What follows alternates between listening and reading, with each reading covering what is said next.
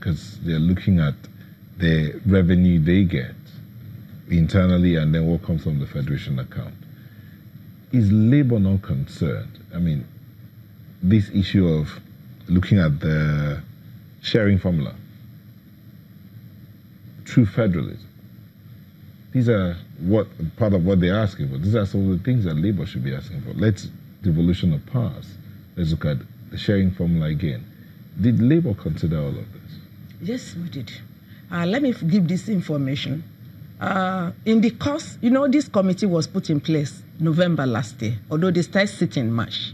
In the course of the committee sitting, there was public hearing in all zones, and all governors of all states were sent a letter to tell the committee how much they feel they can pay. And it's on record that it's only Delta State that said we can't pay anything. And don't forget, Delta is an oil-producing state. There was even a state that said we can do 57. Majority of the states said whatever is agreed, we'll go with it. So for them coming out later to form a committee, Labour, and said, we governors cannot do this, it's more political. I also need to answer your question by saying this, that there are some governors that their political advisors are over 3,000.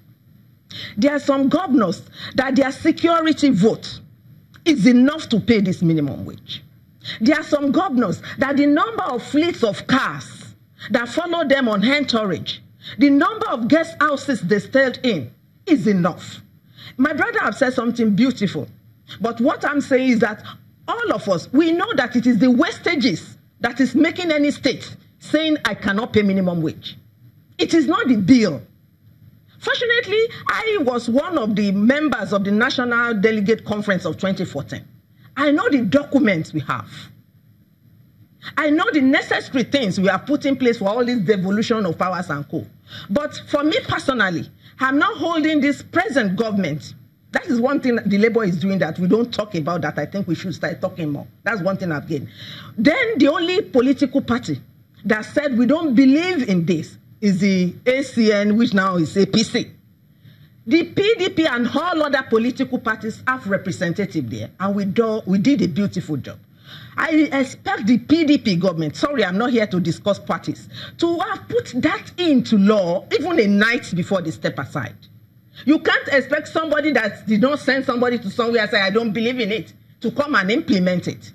So for us, all these things, I think what we have not done in Labour is to talk enough.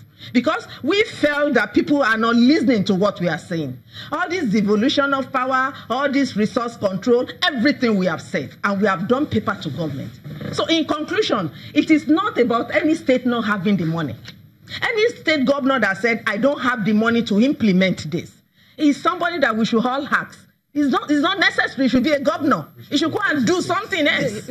But Madam, in all of this, when some state governments are owing 5 months' salaries, 7 months' salaries, at no point, please correct me if I'm wrong, anybody in the studio here, at no point did we hear that the governor did not pay his own salary.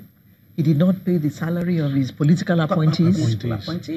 It's just Labour. It's impunity. Just workers. Yes, it's impunity. And just to come to your question, I don't even think that giving them more money is the answer. If you give the governors more money, they will just spend more on themselves. So there's got to be a way to check how money is being spent. So for me, this issue of giving us more money, they will just the level of impunity and I don't give a damn attitude of our governors has to be checked. Give them more money, they will just spend more on themselves. Just hire more political advisors. Just to support this, when you have funds that nobody monitors, it becomes an issue. And that is why I expect not all the time should we have the Central Labour Committee coming to fight. I'm sure at the state level, there are state labour congresses that should be able to challenge some of the things that these governors are doing. Well, let me ask you this. I'm sure you're part of a professional body and as a chartered accountant. How about these professional bodies stepping in to help in issues of governance, like audited accounts of government? Government. You see, you can be a professional and you make noise, just like the way laborers are doing. Some of these professional bodies, like the institute I represent, where just recently my president was with the president of the Federal Republic of Nigeria to highlight some of the things that were brought in as communique during our conference.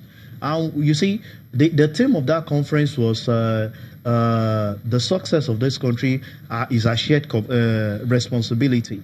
And we have different people who came on board to talk about how we can do some of those things. But when you put some of these things on paper, it's difficult for them to implement. Political will.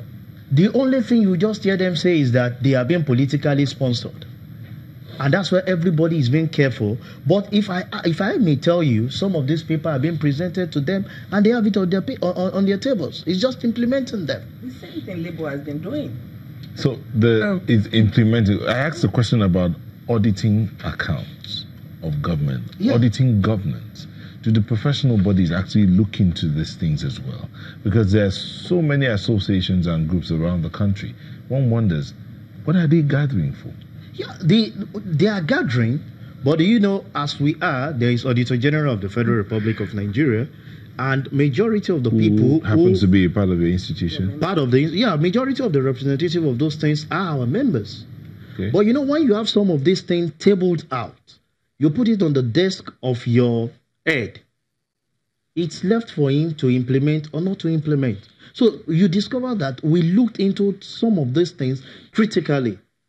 And that is why we make sure that we guide them in some of the things that they do. But to execute is not of us, but to put it to them. No, this issues of governance, obviously there are many parts of a system that help to bring about effective governance. Yeah.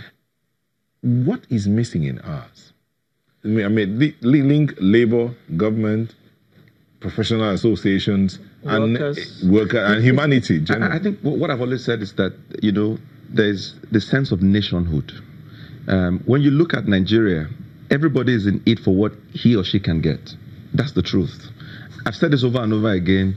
Until we begin to breed Nigerians, I don't know where we're going to get them from. Until we get to do that, everybody is in need for what he or she can get. So, and that's why nobody is looking, you know, in all of this, the fundamental issues that would have put us in good stead to be successful as a nation, nobody's touching them. You know, nobody's touching them. And so we're just, you know, we're picking, you know, the core issues, you know, the infrastructure, nationhood, how the governors are behaving. Those things have been unattended to. So until somebody, and that's why I'm saying that Labour is in a vantage position, because in Labour there's no religion, there's no tribe, you know what I mean? So you are in a vantage position to lead this fight for nationhood, to begin to, you know, put your foot down and say, no, this is not good for Nigeria. Not just not good for Labour, or not good, for, like you said, 50,000 employees. Is that not so? But you have the position to say, this is not good for Nigeria. And then the rest of Nigeria will line up behind you. And also just to buttress that. I'm sorry. We've got to go now. So in one sentence only, I want your last word on this. Bearing in mind this comment by Festus Akim, who says, Akim Boyewa, who says, NLC should demand the auditing of state government accounts. Thank you so much. All state government accounts are being audited according to the audit Auditor General of each state and Federal Republic of Nigeria. Right. But finally, we must, like he said, we must ask each other, who is monitoring?